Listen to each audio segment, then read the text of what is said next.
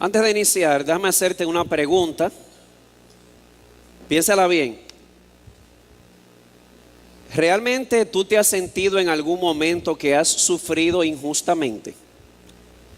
Y yo no estoy hablando de una persecución formal de parte de un gobierno. Yo estoy hablando de ser maltratado en el trabajo, en la escuela, en la sociedad, simple y sencillamente por ser cristiano, por ser cristiano. Yo estoy hablando de viniste a los pies de Cristo, tu esposo no es creyente y a causa de la fe en Jesús está sufriendo. Yo estoy hablando de esos sufrimientos de la vida cotidiana que tenemos que experimentar simple y sencillamente por ser cristianos. Si ese es tu caso, te doy la más cordial bienvenida a esta serie que iniciamos hoy, basada en el libro de Primera de Pedro, que tiene como propósito exhortar, animar a estos hermanos a mantener los estándares de la vida cristiana, aun cuando sufren por causa de la fe en Jesús.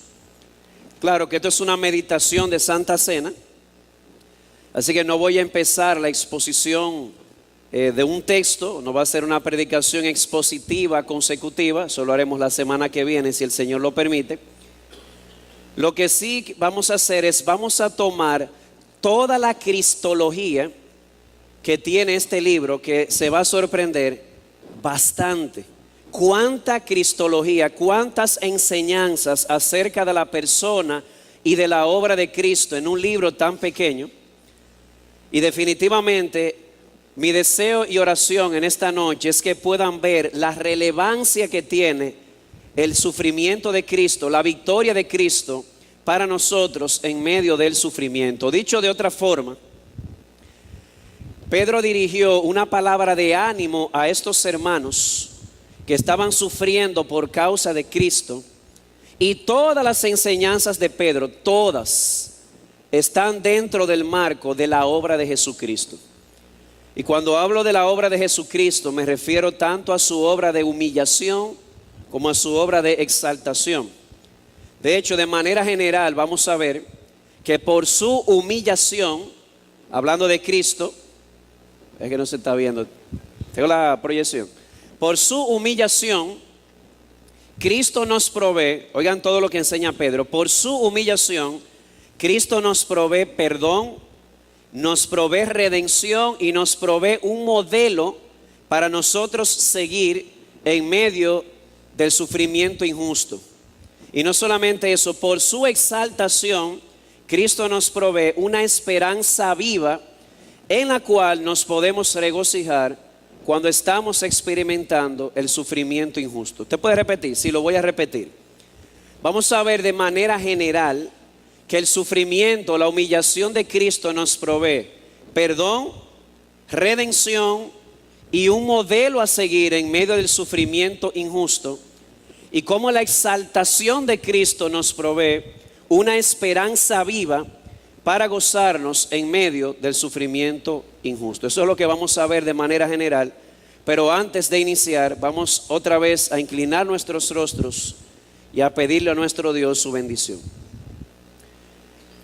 Padre nuestro, una vez más te agradecemos porque te ha placido por tu palabra y por tu espíritu mover nuestros corazones para estar aquí otra vez junto con tu iglesia local para recibir de ti tu palabra.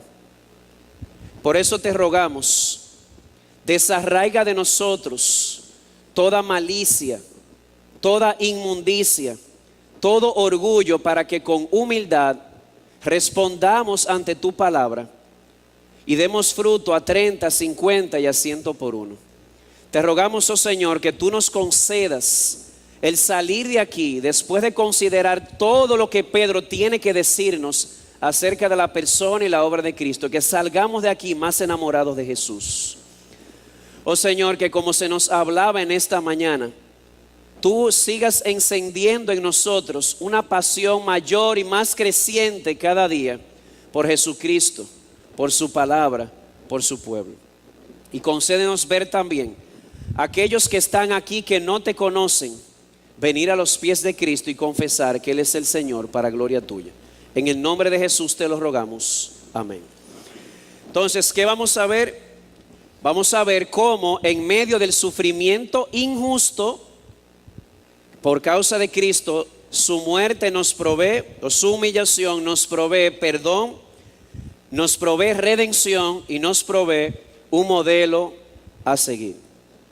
¿Qué es lo primero que Pedro nos enseña acerca de la obra de Cristo y de manera particular acerca de su humillación? Si no lo sabías, amado hermano, Pedro nos recuerda que la obra de Cristo en la cruz, cuando Él fue clavado allí en el madero para llevar nuestros pecados, para redimirnos de toda obra mala, Él no estaba llevando a cabo un plan B en el propósito de Dios. ¿Sabes qué? Cristo crucificado siempre fue el plan A de Dios desde antes de la fundación del mundo. Dice primera de Pedro 1:20, porque Él estaba preparado desde antes de la fundación del mundo. Pero déjame leerte o recordarte lo que dice el verso anterior. El verso anterior dice que nosotros fuimos redimidos no con cosas perecederas como oro o plata, sino que fuimos redimidos con la sangre preciosa de Cristo. Y ahí agrega, porque Él estaba preparado desde antes de la fundación del mundo, pero se ha manifestado en estos últimos tiempos por amor a vosotros. No sé si logras verlo, hermano, pero tú que estás ahora experimentando sufrimiento injusto, has sido amado desde la eternidad por parte de Dios. Ya tú estabas en la mente de Dios desde antes de la fundación del mundo. Él te conocía, ya Él te amaba. Es más, en su plan y en su propósito eterno, ya Jesús había sido degollado por ti desde antes de los tiempos de los siglos. ¿Puedes pensar en eso? Pensar así como un padre cuando se entera una madre que está embarazada por primera vez. Qué hermoso sentimiento de comenzar a amar a alguien que todavía no conoces, pero ya Dios sí nos conocía. Y cómo hacer planes con esa criatura. Si se llama, si es varón, le voy a poner fulano. Si es hembra, le voy a poner fulanita. Y tiene planes, le voy a decorar la habitación así. Y los vamos a poner en tal escuela. Ya tú estabas en la mente de Dios desde antes de la fundación del mundo. Cristo fue degollado por ti en el plan de Dios antes, no de que nacieras simplemente, antes que el mundo fuese. ¿Y qué más nos enseña Pedro acerca de este Cristo? No solamente que Él había sido destinado a salvarte desde antes de la fundación del mundo. La Biblia nos enseña que Él fue revelado. Él se hizo carne. Los planes de Dios no se quedaron en su mente. Los planes de Dios se hicieron carne y el Verbo se hizo carne y habitó entre nosotros. Ese Salvador vino al mundo. Y cuando estuvo aquí en la tierra, escucha una de las cosas más impactantes acerca de este hombre. Él nunca pecó. ¿Cómo? Nunca pecó. Dice primera de Pedro 2, 22 y 23. El cual no cometió pecado, ni engaño alguno se halló en su boca, y quien cuando le ultrajaban no respondía ultrajando, cuando padecía no amenazaba, sino que se encomendaba a aquel que juzga con justicia. Impresionante. Jesús dijo que Él nunca pecó. En un momento Él dijo, si alguno aquí me puede redarguir de pecado, venga. Fue un desafío público. Los enemigos de Jesús no encontraron falta en Él, ni Pilato, ni Herodes, ni el soldado en la cruz. Dijo, este era un hombre justo. Y oye esto, ni siquiera los amigos íntimos de Jesús, como Pedro, que no simplemente era de los 12, era de los 3 más amados por Jesús. Ese hombre estuvo con Jesús mucho tiempo, en público y en privado, y él puede decir, mira, nunca le escuché decir ni siquiera una mentira. Nunca hubo engaño en su boca, ni siquiera cuando era atacado. Amados hermanos, cuando estamos sufriendo injustamente, hay una tendencia en nosotros a ultrajar, a responder con maldición, a amenazar y a veces hasta mentir con tal de salir del sufrimiento.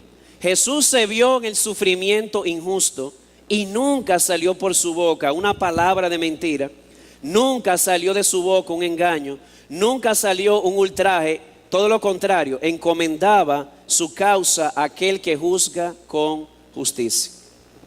Así que destinado desde antes de la fundación del mundo para ser tu Salvador y el mío también, revelado en el cumplimiento del tiempo y cuando se hace carne, vivió entre nosotros y aun aquellos que estaban más cerca de él pudieron decir, nunca pecó, ni una mentirita blanca, como hablábamos esta mañana. Pero eso nos lleva a otro punto. A pesar de que nunca pecó, oigan esto, a pesar de que fue inocente y sin mancha, como un cordero sin contaminación, él sufrió y él murió. A pesar de no haber pecado, ¿estás experimentando un sufrimiento injusto? Y es injusto porque consideras que eres inocente de lo que se te está acusando. Sí. Bueno, pues Jesús también experimentó lo mismo con una simple diferencia, que es simple pero es compleja. Y es que a diferencia de ti, Jesús nunca ha respondido con pecado y a pesar de eso, Él sufrió y murió. Dice primera de Pedro 2:21, porque para este propósito habéis sido llamados, pues también Cristo sufrió por vosotros, dejándoos ejemplo para que sigáis sus pisadas. Voy a llamar la atención en la última parte del versículo más adelante, pero quiero enfatizar esto. A pesar de que fue sin pecado, Él también sufrió. Sufrió a pesar de ser inocente, sufrió de manera injusta. Y aquí viene la pregunta, entonces, si ese Salvador, destinado desde antes de la fundación del mundo, revelado en el cumplimiento del tiempo, en el cual nunca hubo pecado y sufrió, la pregunta es ¿por qué entonces sufrió si en él nunca hubo injusticia? Pedro responde con toda propiedad, él no estaba sufriendo por sus pecados porque él no tuvo, él estaba sufriendo por otros o en lugar de otros. Dice primera de Pedro 3:18, porque también Cristo murió, no solamente sufrió, murió por los pecados una sola vez. Y oigan esto, el justo, ahí está, no hubo pecado en él, él murió por los injustos con el propósito de llevarnos a Dios, con el propósito de restablecer nuevamente esa comunión que se había roto con el Padre. El justo murió no por sus pecados, no murió por él, porque en él no hubo pecado, él murió por los injustos. La palabra por en el Nuevo Testamento puede significar en lugar de y a favor de. Cristo sufrió y murió en lugar nuestro y a favor nuestro. ¿Con qué propósito? Dice el texto, para llevarnos nuevamente a Dios. Tu pecado y mi pecado causaron una separación entre Dios y nosotros, y Cristo murió por nosotros en nuestro lugar para establecer o para ubicar un puente justamente sobre esa brecha, de tal manera que volvamos a nuestro Dios. Y en nuestro lugar, ¿por qué? ¿Por qué Jesús tuvo que morir en nuestro lugar y a nuestro favor? Pedro también responde, es a causa de nuestros pecados. Dice primera de Pedro 2:24, Él mismo llevó nuestros pecados en su cuerpo. No podían ser sus pecados, porque en Jesús nunca hubo ni siquiera una mentira blanca. No podía morir por sus pecados. Él era el único inocente. Sin embargo, Él murió por nosotros. ¿Para qué? Para llevarnos a Dios. ¿Cómo? Cargando sobre su cuerpo nuestros pecados. ¿Puedes creerlo? Ese es el Evangelio. Esa tarde gris, cuando te sentaste en la computadora y viste lo que no debías ver. Esa mirada lujuriosa hacia esa mujer que no es la tuya. Ese momento cuando entraste tu mano en el bolsillo del jefe y sabes que no debías hacerlo. Y cuando piensas en eso y viene la vergüenza, debería llegar este segundo pensamiento a tu mente. Jehová cargó en él el pecado nuestro. ¿Alguna vez has comenzado a ver tu pecado y te has sentido como un perfecto fracasado? Levanta tu mano, porque a mí me ha pasado.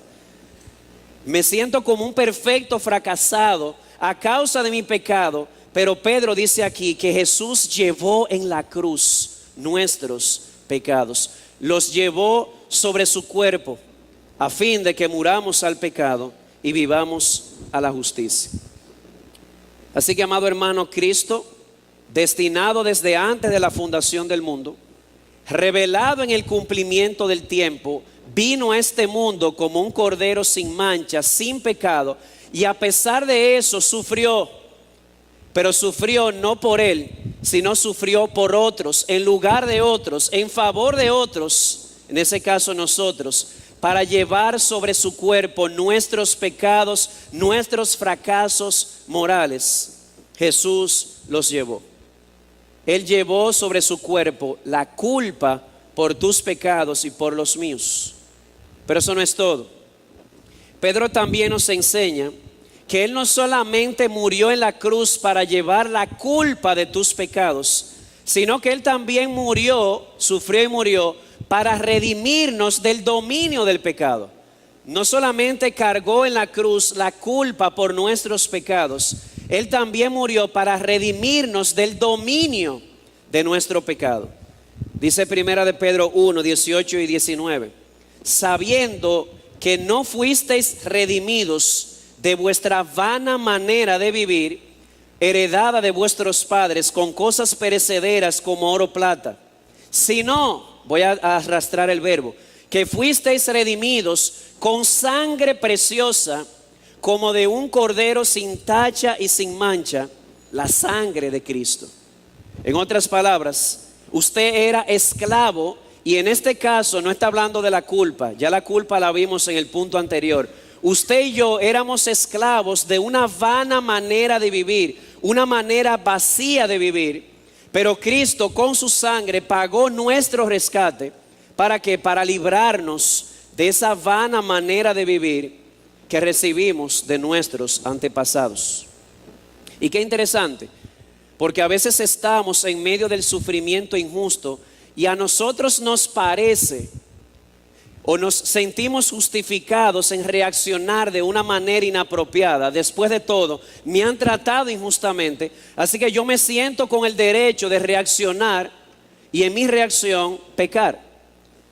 Pues Pedro nos enseña que yo no tengo el derecho de reaccionar de una manera inapropiada, aun cuando soy maltratado injustamente, no solamente porque Cristo cargó con mi culpa, sino también porque por su muerte ha roto las cadenas, me ha liberado de esa vana manera de vivir, o de esa manera de vivir que es vana, vacía y sin propósito. Tú y yo, amado hermano, no tenemos por qué responder mal cuando somos maltratados. De hecho, vas a ver a lo largo de toda la serie que ese es el énfasis de Pedro. Hemos sido llamados a vivir en este mundo de una manera santa. Y cita el Pentateuco cuando nos dice: sed santos porque yo soy santo. Sean buenos ciudadanos aunque las autoridades le maltraten. Sean buenos empleados aunque tengan jefes indeseables. Sean buenas esposas aunque su marido esté siendo desobediente a la palabra. Sean esposos amorosos aunque tu esposa parezca ser un vaso de aluminio. No es un vaso de aluminio, es un vaso de cristal. Y en todo ese marco, demostrar una conducta piadosa y santa. ¿Cuál es el fundamento? La obra de Cristo. Él murió para llevar mis pecados y los tuyos, pero también murió para liberarnos de esa vana manera de vivir. Tú y yo somos libres porque hemos sido redimidos, hemos sido liberados. Por lo tanto, podemos responder bien aún en medio del sufrimiento injusto. Pero hay algo más. La muerte de Cristo no solamente llevó la culpa de nuestro pecado. La muerte de Cristo no solamente nos libera de la vana manera de vivir. La muerte de Cristo también nos da un ejemplo de cómo debemos reaccionar cuando somos maltratados injustamente. Es decir, Jesús viene primero como Salvador, pero luego viene como nuestro modelo a seguir.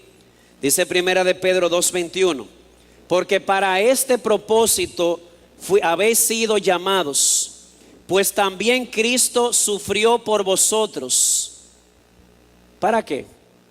¿O cuál es el resultado? Dejándonos ejemplo para que sigáis sus pisadas. Y es ahí donde Él entra. Mira, Él nunca mintió, Él nunca amenazó, nunca reaccionó o devolvió mal por mal. Al contrario, encomendó su causa a Dios y pudo decir en la hora más negra de su vida, o en la hora más negra de su periodo de humillación, burlado, clavado, abandonado, pudo decir: Padre, perdónalos porque no saben lo que hacen.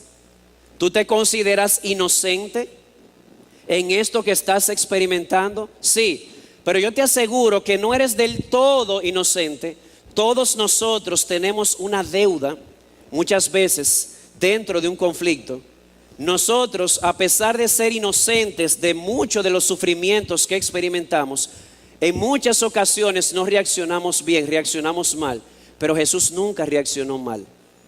Él encomendó la causa a Dios e hizo lo que hizo. Fue como un cordero sin mancha y enmudeció. Fue a la cruz para dejarnos un ejemplo, para que sigamos sus pisadas en medio del sufrimiento. Por esa razón John Stott dice: Primera de Pedro presenta a Jesús como nuestro paradigma en medio del sufrimiento, como nuestro ejemplo a seguir en medio del sufrimiento. Así que te voy a recapitular lo que hemos visto. ¿Estás sufriendo injustamente? Pedro nos enseña que podemos reaccionar bien, que podemos mostrar lo que realmente somos, hijos de Dios, santos así como Él es santo. Pero para eso es necesario yo ver mis sufrimientos dentro del marco de la obra de Cristo. Y en primer lugar, de su sufrimiento. Cristo fue destinado, ¿desde cuándo? Desde antes de la fundación del mundo, revelado o manifestado en el cumplimiento del tiempo. Y cuando vino como un cordero sin mancha, sin pecado. A pesar de eso, sufrió y murió. Sufrió y murió no por Él, sino por otros que eran injustos, para llevar sobre su cuerpo nuestros pecados, la culpa por nuestros pecados, para liberarnos o redimirnos de esa vana manera de vivir, pero también para proveernos un ejemplo, para que sigamos sus pisadas en medio del sufrimiento, aun cuando es injusto. Y eso nos lleva en segundo lugar a la exaltación. ¿Qué nos provee la humillación de Cristo? Nos provee perdón, nos provee liberación o redención y nos provee un ejemplo. Ahora, ¿qué nos provee la exaltación de Cristo según Primera de Pedro? Bueno, la exaltación de Cristo nos provee una esperanza viva que nos da gozo, lo vamos a ver, aún en medio de ese sufrimiento injusto. ¿Qué enseña Pedro? Pedro nos enseña que Jesús resucitó. Primera de Pedro 1:3, uno de mis pasajes favoritos en toda la Biblia. Bendito sea el Dios y Padre de nuestro Señor Jesucristo, quien según su gran misericordia nos ha hecho nacer de nuevo a una esperanza viva. Y luego agrega, mediante la resurrección de Jesucristo de entre los muertos. Y luego el versículo 21 dice, que por medio de Él sois creyentes en Dios, que le resucitó de entre los muertos. Amado hermano, tú y yo tenemos una esperanza viva. ¿Sabes por qué? Porque nuestro Cristo está vivo. Porque Él resucitó. Sí es cierto, Él murió y su muerte fue tan real que no hubo necesidad de quebrar hueso suyo. Su muerte fue tan real que cuando le traspasaron en su costado con una lanza, salió sangre y agua. Fue envuelto, dice Pablo, fue sepultado y puesto en un sepulcro. Pero 3 días después, amado hermano, y eso celebramos cada domingo, 3 días después, ahora modelaba por las calles de Jerusalén, por las mismas calles donde 3 días antes Él caminaba con la cruz en sus hombros. Él resucitó con el poder de Dios Padre, con su propio poder, con el poder del Espíritu. Él resucitó de entre los muertos y por su resurrección tú y yo tenemos una esperanza viva. Amado hermano, yo quiero enfatizar esto. nosotros muchas veces somos muy secos para hablar de asuntos históricos. Háblame de los asuntos devocionales, no me hable de asuntos históricos. Déjame decirte algo y te voy a abrir mi corazón así, de lado a lado. En alguna ocasión tú te has estado dando vueltas en tu cama y mientras estás pensando en ese problema, por tu mente te pasa, pero ¿será verdad todo lo que yo creo? ¿Será verdad que Dios existe? ¿Será verdad que la Biblia es su palabra? ¿Será verdad que Jesús es el Hijo de Dios? ¿A ti te ha pasado por la mente? A mí sí. ¿Y sabes qué? Todas mis dudas terminan aquí. Yo sé que Colón descubrió América. ¿Y cómo tú lo sabes? Hubo testigos. Y de Jesús también. Más de 500 personas al mismo tiempo vieron a Jesús. Y no sé si logras ver la importancia, pero a los apóstoles nadie se lo contó. Dice Juan, lo que hemos visto, lo que hemos oído, lo que hemos tocado. ¿Te acuerdas, Tomás? Tomás, tócame, soy yo. Y dice Pedro, nosotros no les dimos a dar a conocer a ustedes, segunda de Pedro 1, el poder de Cristo siguiendo fábulas. Es que lo vimos cuando se transfiguró. Escuchamos la voz que vino del cielo que dijo, este es mi Hijo amado. Ellos le vieron resucitado. Más de 500 testigos al mismo tiempo le vieron. Y Jesús dijo, ustedes serán testigos de mi resurrección. Eso es lo que vemos desde el principio hasta el fin del libro de los Hechos. Los apóstoles debían ser testigos de su resurrección. Por lo tanto, nuestra fe no se basa en mitos y en fábulas artificiosas. Tu fe y la mía, amado hermano, está sólidamente edificada sobre un pilar histórico que fue visto, que fue tocado, que fue escuchado. Jesús resucitó y por esa resurrección tenemos una esperanza viva. No se me olvida un debate entre Christopher Hitchens y Lane Craig, un apologista cristiano. Exacto, William Lane Craig. Le decía a Christopher Hitchens, la ciencia ha mostrado que el universo está perdiendo su calor útil, la entropía. Así que la ciencia lo que prueba es que un día el universo va a terminar en un enfriamiento cósmico y vamos a terminar totalmente aniquilados. Y le preguntó al cristiano, ¿y tú? ¿Qué prueba tú tienes de que hay una vida más allá? Y él le dijo, mi prueba no se basa en las ciencias naturales, mi prueba se basa en las ciencias sociales. Históricamente hablando, hace 2000 años un hombre pisó esta tierra y después de haber muerto, y estaba muerto, se levantó victorioso al tercer día y más de 500 personas lo vieron. Mi amado hermano, todas nuestras dudas terminan aquí. Jesucristo resucitó, Él es el Hijo de Dios. Dice Pablo, si tú confiesas con tu boca que Jesús es el Señor, sí, pero ¿qué nos lleva a nosotros a confesar que Él es el Señor? O que creemos en nuestro corazón que Dios le resucitó de entre los muertos. Disipa esas dudas de tu mente y de tu corazón. Cuando vengan dudas acerca de la esperanza que tenemos, de que un día vamos a resucitar de entre los muertos, cuando vengan esas dudas, recuerda, ya Cristo resucitó hace 2000 años y por su resurrección yo tengo una esperanza viva. Una esperanza viva porque tenemos un Cristo que está vivo, porque Él resucitó. Y dice Pedro, y es en esa esperanza en la cual nosotros nos regocijamos, aunque ahora por un poco de tiempo, si es necesario, tengáis que ser afligidos en diversas pruebas. Así que ahora, mientras tú experimentas pruebas que son necesarias, dice Pedro, para purificar la fe, la pregunta es: ¿de dónde viene tu gozo? ¿Cuál es la fuente de tu gozo? ¿Cuál es el fundamento? Pedro dice, esa esperanza viva que se fundamenta en la resurrección de Jesucristo. Amados hermanos, una vez más repito, Jesús resucitó. Y eso es lo que nosotros celebramos cada domingo, que Él se levantó de entre los muertos para nuestra justificación y para darnos una esperanza viva. Y no solamente resucitó, Pedro luego agrega que después de resucitar, Él ascendió y se sentó a la diestra del Padre. Dice 1 de Pedro 3:22, quien está a la diestra de Dios. Yo sé que la palabra diestra significa mano derecha, pero teológicamente hablando, la idea es, se le ha dado un lugar prominente. Él está a la diestra de Dios, habiendo subido al cielo, después de que le habían sido sometidos ángeles, autoridades y potestades. Cristo ascendió y se sentó a la diestra del Padre con toda soberanía, con todo poder, y todo lo creado está bajo sus pies, incluyendo los ángeles, los demonios, el infierno, la muerte, el pecado mismo.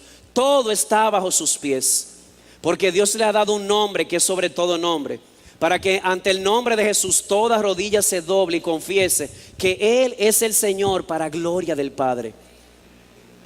Ha sido ese Jesús a quien vosotros crucificasteis. Dios le ha hecho Señor y Cristo. Y ante su grandeza, ante su trascendencia, ante su majestad, aún los demonios creen y tiemblan.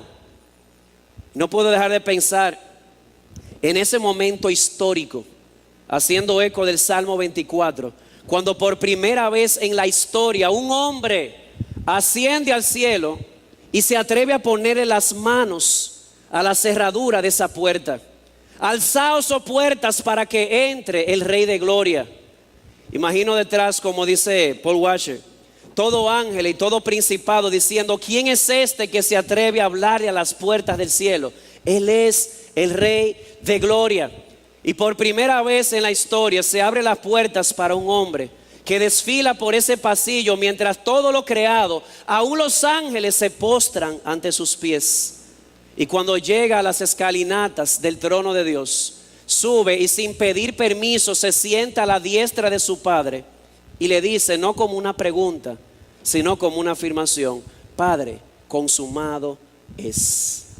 Ese Jesús que ha sido crucificado también ha sido exaltado, y Dios le ha hecho Señor y Cristo. Toda potestad en los cielos y en la tierra se la han entregado a ese hombre, a Jesucristo. No existe la más mínima pulgada cuadrada en todo el universo sobre la que el Cristo resucitado no pueda decir: eso es mío y yo hago lo que quiera con eso. Porque el Padre le dijo: pídeme y te daré por herencia las naciones de la tierra. Así que Él resucitó para darnos una esperanza que nos sostiene en medio del dolor. Y ahora mismo ese mismo Cristo está a la diestra del Padre, y sus ojos ven, y todo dominio, autoridad y poder está bajo sus pies. Aquí no sucede una sola cosa, ni siquiera lo que tú estás sufriendo, sin el permiso de ese hombre, sin su consentimiento, porque todo ha sido puesto bajo sus pies. Y como decíamos, ascendido, entronizado sobre todo poder, sobre todos los ángeles, sobre todas las autoridades, sobre todas las potestades. Y es por esa razón que dice Pedro: Él es el Señor, y como tal debe ser santificado en nuestros corazones, como eso mismo, como el Señor.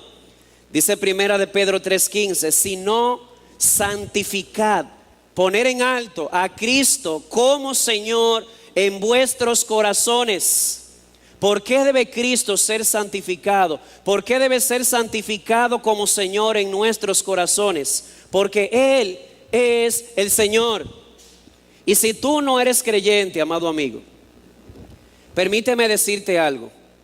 Hay un sentido en el cual, tú lo quieras o no, tú lo odies o tú lo ames, Él es el Señor de tu vida, porque llegará un día en que toda rodilla se va a doblar.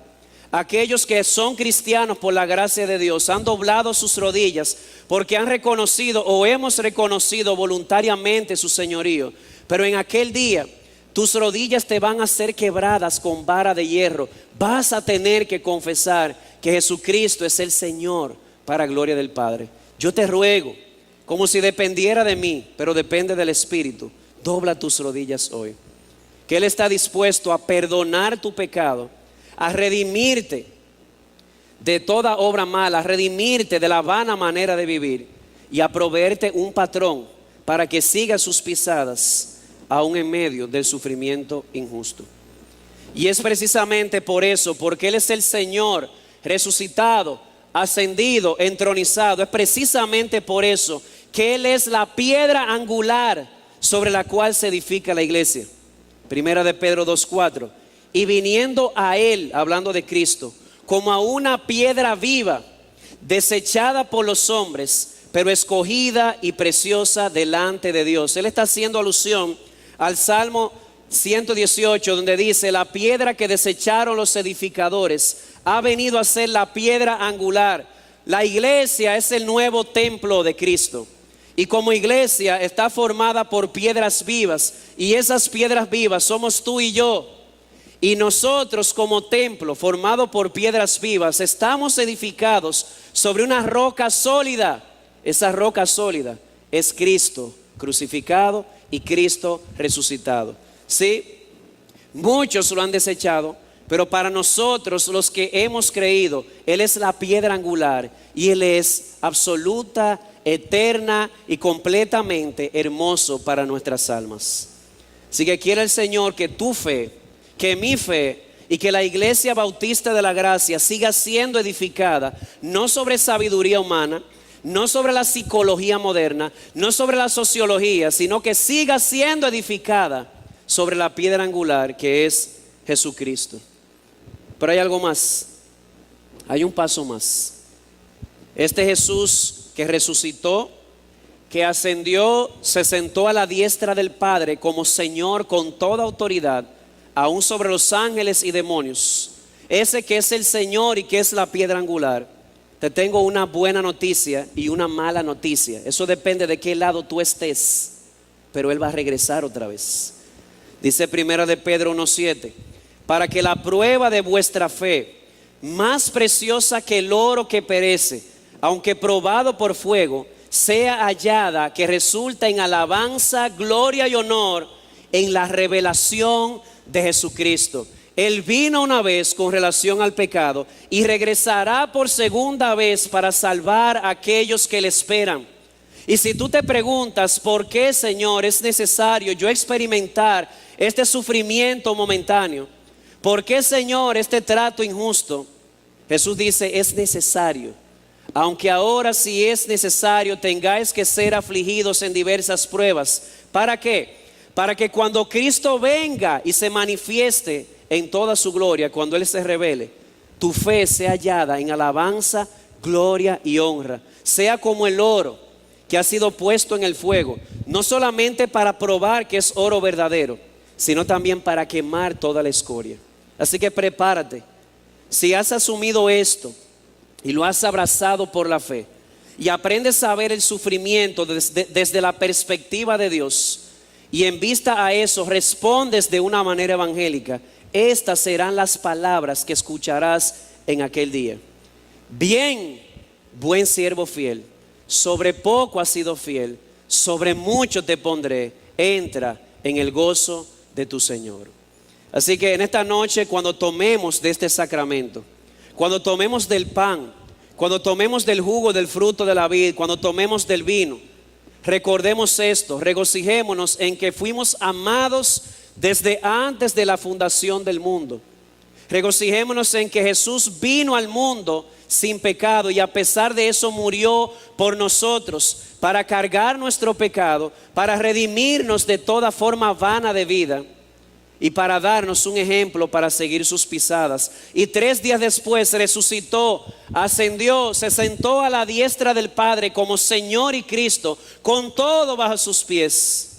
Él es la roca angular sobre la cual se edifica nuestra fe, y un día va a regresar para celebrar las bodas del Cordero, donde no se va a escuchar hasta que la muerte los separe, porque estaremos con el esposo de nuestras almas para siempre. A Él sea la gloria. Amén. Oremos.